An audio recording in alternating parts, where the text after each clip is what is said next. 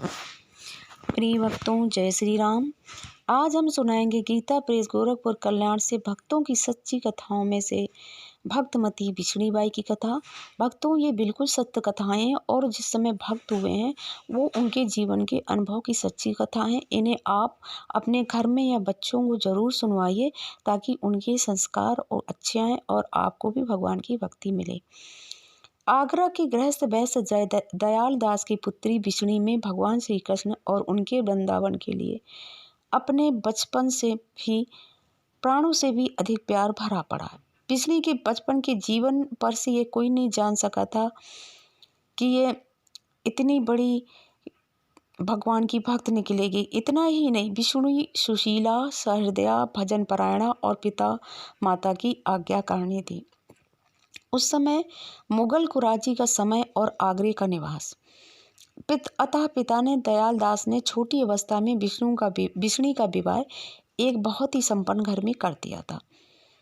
किंतु भगवान की इच्छा बड़ी प्रबल है। ससुराल जाने के पूर्व ही लगभग 14 साल की अवस्था में बिष्णी एक भयानक रोग से ग्रस्त हो गई। वह 24 घंटे पागल की तरह अपने शरीर की विधि भूली रहती। जो मन में आता आए बाएं बका करती। लोग इसे प्रेत बतलाते थे। बिष्णी की इस बीमारी से बिष्णी के पितृकुल एवं ससुर कुल दोनों दुखी थे। उन्होंने रोग निवारण के लिए बहुत बड़े बड़े वैद्यों और दवाई का इंतजाम किया, लेकिन अब सब लोग बिष्णी के जीवन से निराश हो गए थे। किंतु बिष्णी के सौभाग्य से कहें या प्रभु कृपा से कहें, गोस्वामी श्री हित रूपलाल जी अपने शिष्य दयाल दास के घर आ विराजे। वे पूर्व भारत की यात्रा पूर्ण करके श्रीवन यानी वृंदावन लौट रहे थे। जैसा कि सभी लोग जानते हैं, श्री हित रूपलाल जी भगवान के बहुत बड़े भक्त हुए और इन्हें भगवान के प्रत्यक्ष दर्शन होते थे। श्री महाराज के आगमन से सबको अपार हर्ष हुआ।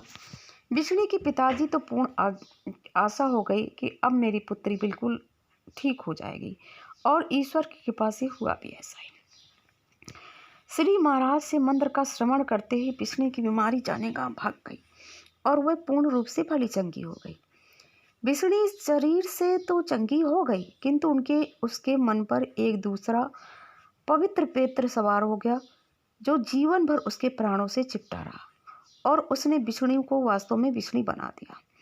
जैसे राख के ढेर में चिपी आग की चिंगारी रुई या पुराने फूस का संसर्ग पाकर एकदम भभक उठती और ज्वाला बन जाती है, उसी प्रकार श्री गुरुदेव जी की कृपा और श्री कृष्ण मंत्र के स्वर्ण मास से बिष्णी का सोया हुआ श्री कृष्ण प्रेम जाग उठा। बिष्णी इस प्रेत सी ऐसी बावली हुई कि उसे लोक परलोक सबकी सुधि भूल गई। अब बिष्णी बड़े अनुराग से अपने ठाकुर जी की सेवा करती और अहर्निश अपने प्रीतम प्राण वल्लभ श्री राधा वल्लभ के महामधुर नामों का स्मरण करती।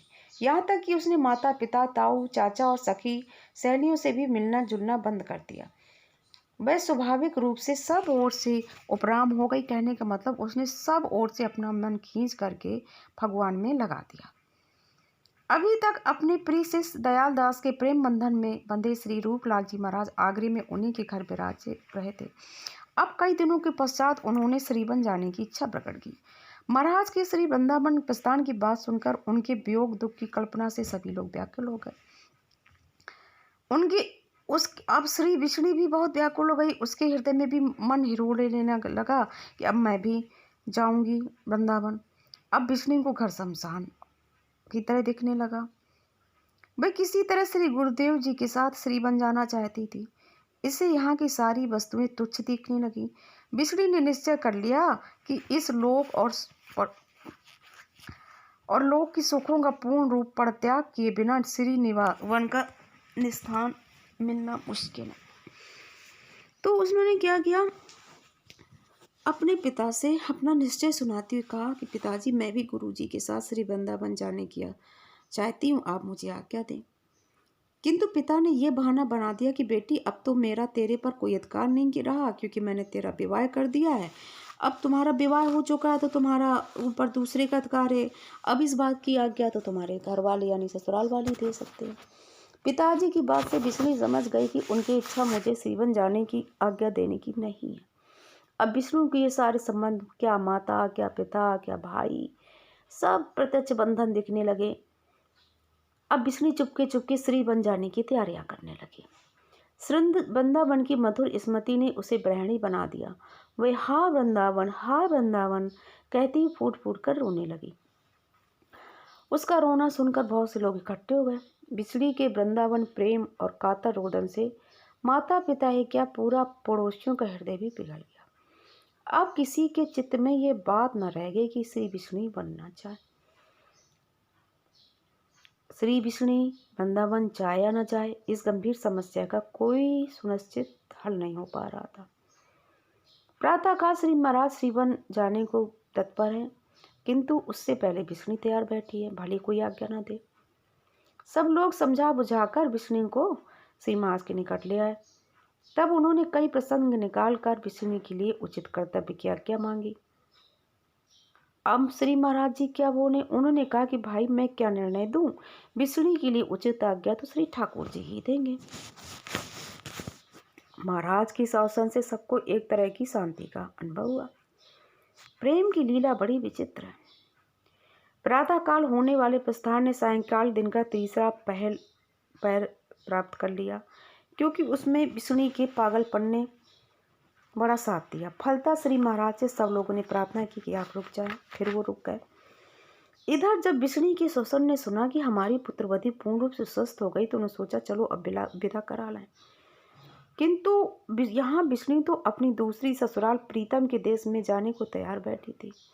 घर पूरा पड़ोस के सब लोग उसे समझा रहे थे कि भाई स्त्री का कर्तव्य होता है कि विवाह के बाद अपनी ससुराल जाए, सास ससुर और पति की सेवा करे, यही स्त्री का जीवन होता है। लेकिन मैं किसी की नहीं सुनती थी। उसने कहा मैंने सब कुछ त्याग दिया, मुझे कुछ नहीं चाहिए, मुझे भगवान कृष्ण ही चाहिए और मैं गुरु जी के साथ वृंदावन जाऊंगी। अब विष्णु के ससुर जी आ गए, तो उन्होंने चाहा कि गुरुदेव जी विष्णु को अपनी आज्ञा से रोक दें, किंतु उन्होंने गुरु महाराज से प्रार्थना भी की। किंतु श्री महाराज जी अच्छी तरह जानते थे कि विष्णु मेरी आज्ञा से अपने शरीर को तो अवश्य यहाँ रोक लेगी, पर उसके प्राण नहीं रुक सकेंगे, वे अवश्य श्रीवन चले जाएंगे। ये सोचकर उन्हें अपनी तरफ से कोई आज्ञा नहीं दी और पूर्व कथित वाक्य को दोहरा दिया, भाई मैं क्या आज्ञा दूं, इसके लिए तो जो ठाकुर जी ने निश्चय कर रखा होगा वही होगा। भगवान की इच्छा ये इच्छा है, क्योंकि केवल वही एक पूरी होती, इससे सबकी इच्छाएं जिनकी तिलक की रह जाती, तब क्या महत्व है हमारी इच्छाओं का। किंतु खेद तो इस बात का कि हम तब भी उन इच्छाओं का त्याग नहीं कर पाते, चाहे जीवन भर वे पूरी ना हो। सब लोगों की इच्छा थी कि विष्णु श्री बनना चाहे, किंतु भगवान चाहते थे इसके विरुद्ध। इसलिए उन्होंने मनुष्यों की इच्छाओं को सहलाते हुए अपनी इच्छा पूर्ण करने की चाल खेली। दूसरे दिन ही विष्णु रजस्वला हो गई। विष्णु पूजा करने योग्य नहीं रही, मानो उस पर वज्र गिर पड़ा। उसे मरणांत कष्ट हुआ इस बाधा से। वह रो रो कर अपने प्रभु से प्रार्थना करने लगी, मेरे प्यारे श्री कृष्ण, क्यों इतना तरसा रहे मुझे, क्या मैं तुम्हारी वृंदावन ना आ सकूंगी, और अब कैसे आ सकूंगी जब तुम ही रूठ गए हो। सवेरा होगा और श्री महाराज श्री वृंदावन चले जाएंगे। सब लोग विष्णु को बैठाने समझा रहे थे और इस समस्या पर विचार कर रहे थे कि अचानक उन सबके मध्य से होती हुई एक ज्योति विष्णु के कमरे में प्रवेश कर गई। तब तक विष्णु के पिता ने पूजा गृह से आकर आषाढ़ भरे शब्दों से कहा, श्री ठाकुर जी अपनी सैया से उड़कर जाने कहाँ चले गए। दयाल दास की बात सुनकर सब लोग अकचके से इधर उधर देखने लगे, किंतु कुछ तो ठाकुर जी को खोजने भी लगे। किंतु ठाकुर जी कहीं भाग थोड़ी गए थे, वे तो अपनी भक्ता विष्णु के विरह से व्याकुल होकर उसकी गोद में आ विराजे थे। अपने प्रभु को इस अपावन दशा में भी अपनी गोद में देख करके विष्णु उनकी पतित पावनता और भक्त वत्सलता पर मुक्त थी। विष्णु की गोद में श्री ठाकुर जी को आया देख सबने अपने आप निर्णय दे दिया कि विष्णु अवश्य श्री बन जाए, यही ठाकुर जी की इच्छा है। फिर तो सबने बड़े प्रेम से विष्णु के श्री वृंदावन जाने की तैयारियां कर दी और रजो धर्म के 4 दिन पूर्ण होने पर 5वें दिन विष्णु सानंद अपने श्रीवन चली गई। श्रीवन का दर्शन करके उसका हृदय आनंद और प्रेम से थिरक उठा। श्रीवन में वास करके विष्णु निरंतर भजन और श्री गुरु चरणों की सेवा में लगी रहती। वे अपने ठाकुर जी की सेवा पूजा तो करते ही साथ ही मानसिक सेवा भावना भी किया करते।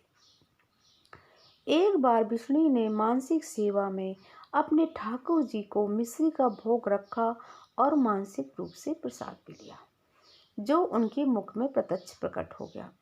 भावना के समय चमन करते देख इसकी सहेली लीलाबाई ने जबरन उसके मुख से मिश्री छीनकर सबको दिखाई। इस अभक्त अपराध से वह पागल हो गई। पीछे श्री रूपलाल जी महाराज की कृपा और विष्णु के अपराध क्षमा कर देने से वे स्वस्थ हुई। एक बार विष्णु बाई भावना में तल्लीन होकर शरीर की सुधि बुद्धि भूल करके बहुत ऊंचे पर से गिर पड़ी और 3 पैर तक इसी आनंदमय भावना में तल्लीन होकर बेहोश पड़ी रही।